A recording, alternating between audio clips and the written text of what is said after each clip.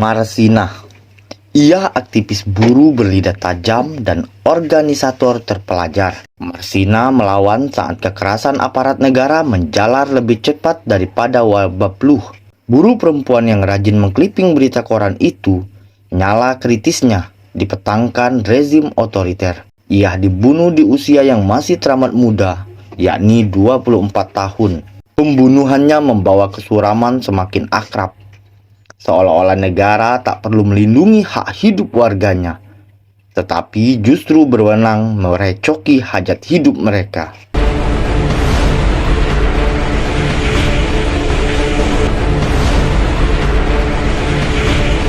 Mengungkap peristiwa dari perspektif berbeda. 1 bulan sebelum Marsina dibunuh, Presiden Soeharto menghadiri pertemuan hak asasi manusia di Thailand. Dalam forum itu, Soeharto mengatakan RUU Hak Asasi Manusia yang dicanangkan PBB tidak bisa diterapkan di negara-negara Asia.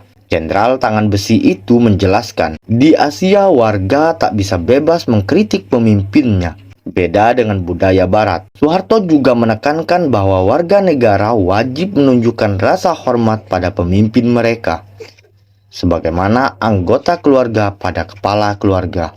Soeharto melakukan intervensi yang kuat untuk memonitor dan mengatur protes buruh.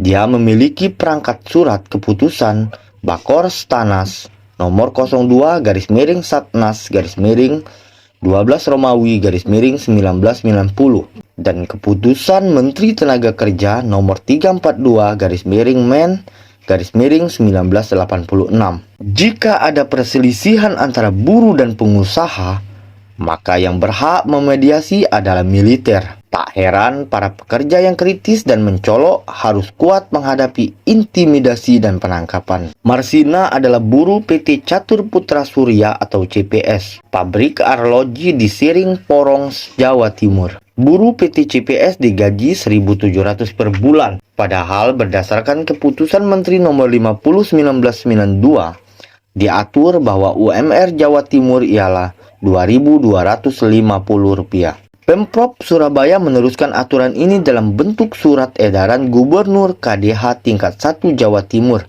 nomor 50 1992. Isinya meminta agar para pengusaha menaikkan gaji buruh 20%. Kebanyakan pengusaha menolak aturan tersebut, termasuk PT CPS.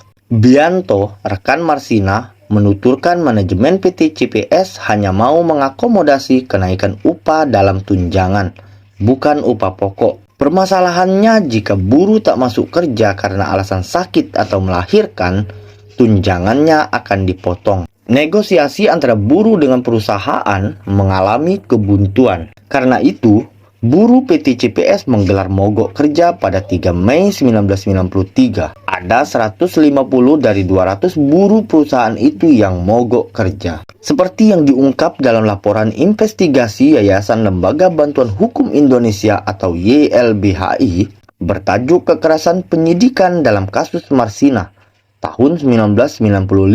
Pengorganisasian para buruh sebenarnya sudah matang beberapa hari menjelang mogok kerja. Mereka membawa 12 tuntutan, mulai dari menuntut hak kenaikan upah 20% hingga membubarkan organisasi Serikat Pekerja Seluruh Indonesia atau SPSI di tingkat pabrik. SPSI adalah satu-satunya organisasi buruh yang dinyatakan legal oleh rezim otoriter Soeharto. Bianto menjelaskan bahwa kala itu reputasi SPSI buruk dan nyaris selalu berseberangan dengan kebutuhan kolektif buruh. Saat aksi mogok hari pertama, Yudo Prakoso, koordinator aksi, ditangkap dan dibawa ke kantor Koramil 0816-04 Porong. Ketegangan perlahan mulai mengalir deras. Dia diinterogasi karena telah mengorganisasikan pemogokan dan dituduh melakukan protes dengan cara yang mirip aksi Partai Komunis Indonesia atau PKI. Sorenya, Prakoso kembali ke pabrik karena dipaksa aparat Koramil. Mogok kerja di hari pertama itu tak mempan. Prakoso disibukkan dengan pemanggilan oleh aparat militer.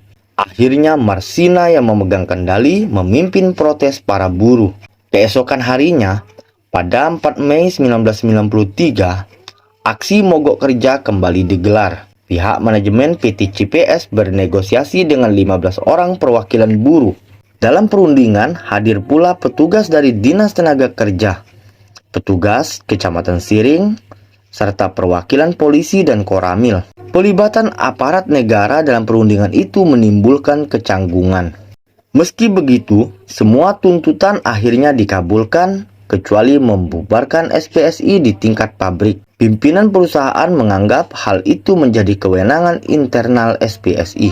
Namun di hari itu juga, berdasarkan kronologi yang dirangkai Komite Solidaritas untuk Marsina (KSUM), Yudo Prakoso, buruh yang dianggap dalang pemogokan, mendapat surat panggilan dari Koramil Porong. Dalam surat bernomor B-1011V-1993 itu, Prakoso diminta datang ke kantor Kodim 0816 Sidoarjo. Surat itu ditandatangani Pasi Intel Kodim Sidoarjo Kapten Sugeng. Di Kodim Sidoarjo, Prakoso juga diminta untuk mencatat nama-nama buruh yang terlibat dalam perencanaan 12 tuntutan dan aksi mogok kerja. Esoknya, 12 buruh mendapat surat yang sama. Mereka diminta hadir ke kantor Kodim Sidoarjo menghadap Pasi Intel Kapten Sugeng. Tapi surat panggilan itu berasal dari kantor Kelurahan Siring yang ditandatangani sekretaris desa bernama Abdul Rozak. 13 buruh itu dikumpulkan di ruangan data Kodim Sidoarjo oleh seorang perwira seksi Intel Kodim Kamadi. Tanpa basa-basi, Kamadi meminta Prakoso dan 12 buruh lain mengundurkan diri dari PT CPS. Alasannya, tenaga mereka sudah tak dibutuhkan lagi oleh perusahaan. Kamadi dan Sugeng menyiapkan surat pengunduran diri yang menyatakan 13 buruh itu telah melakukan rapat ilegal untuk merencanakan 12 tuntutan dan aksi mogok kerja. Mereka dianggap telah menghasut buruh lainnya untuk ikut protes. Berada dalam tekanan, akhirnya 13 buruh itu menandatangani surat pengunduran diri. PHK itu tak dilakukan oleh pihak perusahaan, melainkan oleh aparat Kodim Sidoarjo. Emosi Marsina memuncak ketika tahu rekannya dipaksa mengundurkan diri. Dia meminta salinan surat pengunduran diri tersebut dan surat kesepakatan dengan manajemen PT CPS. Sebab dalam surat kesepakatan itu, 12 tuntutan buruh diterima termasuk poin tentang pengusaha dilarang melakukan mutasi, intimidasi, dan melakukan PHK karyawan setelah aksi mogok kerja. 6 Mei 1993, sehari setelah para buruh dipanggil ke Kodim, adalah libur nasional untuk memperingati Hari Raya Waisak. Esoknya buruh kembali bekerja, tapi tak satu pun yang melihat Marsina. Beberapa rekannya mengira Marsina pulang kampung ke Nganjuk. Pada 8 Mei 1993, Marsina ditemukan sudah tak bernyawa di sebuah gubuk pematang sawah di Desa Jagong, Nganjuk. Jenazahnya divisum Rumah Sakit Umum Daerah Nganjuk pimpinan Dr. Jekti Wibowo. Hasil visum et repertum menunjukkan adanya luka robek tak teratur sepanjang 3 cm dalam tubuh Marsina. Luka itu menjalar mulai dari dinding kiri lubang kemaluan atau labium minora sampai ke dalam rongga perut. Di dalam tubuhnya ditemukan serpihan tulang dan tulang panggul sebagian depan hancur. Selain itu, selaput darah Marsina robek. Kandung kencing dan usus bagian bawahnya memar. Rongga perutnya mengalami pendarahan kurang lebih 1 liter. Setelah dimakamkan, tubuh Marsina diotopsi kembali.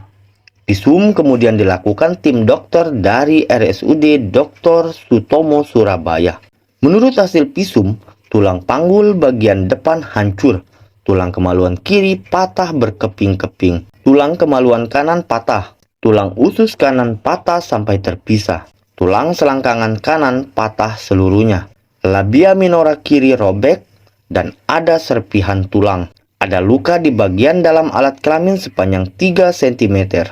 Juga pendarahan di dalam rongga perut. Adapun penyebab kematian Marsina adalah penganiayaan berat. Selain itu, Marsina juga diketahui telah diperkosa. Kasus pembunuhan Marsina mendapat reaksi keras dari masyarakat dan para aktivis HAM. Para aktivis kemudian membentuk Komite Solidaritas untuk Marsina atau KSUM dan menuntut pemerintah menyelidiki dan mengadili para pelaku pembunuhan. Pemerintah telah membentuk tim terpadu Bakor Tanasda Jawa Timur untuk menyelidiki kasus Marsina. Selanjutnya, 8 orang petinggi PT CPS ditangkap secara diam-diam dan tanpa prosedur resmi. Salah satu orang yang ditangkap adalah Kepala Personalia PT CPS, Mutiari, yang kala itu sedang hamil. Selain itu, pemilik PT CPS Yudi Susanto juga turut ditangkap dan diinterogasi. Orang-orang yang ditangkap itu diketahui menerima siksaan berat, baik secara fisik maupun mental, serta diminta mengakui telah merencanakan penculikan dan pembunuhan terhadap Marsina.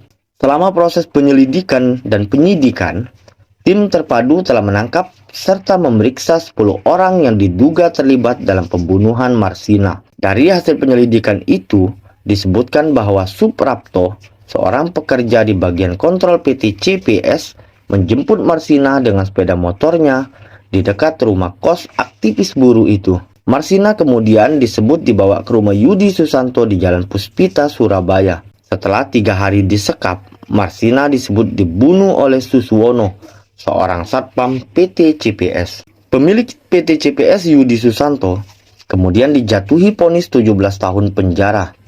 Sementara itu, beberapa staf PT CPS dijatuhi hukuman sekitar 4 tahun hingga 12 tahun penjara. Akan tetapi, Yudi Susanto kala itu kuku menyatakan tidak terlibat dalam pembunuhan Marsina dan dirinya hanya dijadikan kambing hitam. Ia kemudian naik banding ke pengadilan tinggi dan dinyatakan bebas. Para staf PT CPS yang dijatuhi hukuman juga naik banding hingga mereka dibebaskan dari segala dakwaan atau bebas murni oleh Mahkamah Agung. Putusan Mahkamah Agung tersebut tentu mengundang kontroversi dan ketidakpuasan masyarakat. Para aktivis terus menyuarakan tuntutan agar kasus pembunuhan Marsina diselidiki dengan terang dan kecurigaan terhadap keterlibatan aparat militer diungkap. Hingga kini Marsina masih dikenang sebagai pahlawan buruh. Ia juga dianugerahi penghargaan Yap Thiam Hien. Kisah Marsina juga telah diangkat ke dalam berbagai karya sastra dan seni pementasan. Mengungkap peristiwa dari perspektif berbeda.